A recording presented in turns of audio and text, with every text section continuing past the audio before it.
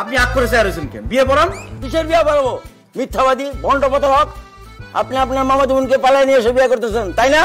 আমি আমার মামাতো বোন নিয়ে পালাইছি, আপনার মেয়ের নিয়ে পালাইছি। বিয়ে পড়ান।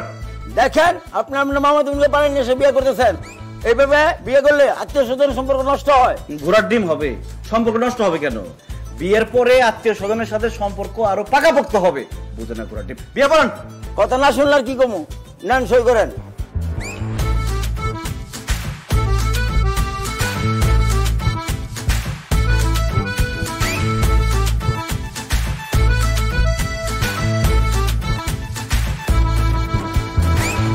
এই কি ব্যাপার, আপনাকে জোর করতেছেন কেন?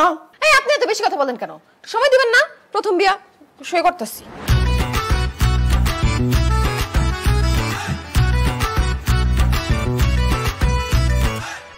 আপনাদের বিবাহের কাজ সম্পন্ন হয়েছে, এখন আসুন আমরা মোনাজাত করি।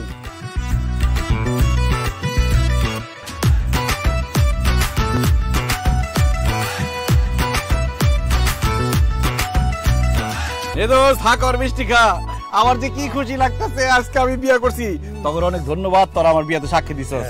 এখন আমার জন্য দোয়া কর যাতে আমি বছর বছর বাচ্চা মজা করতে।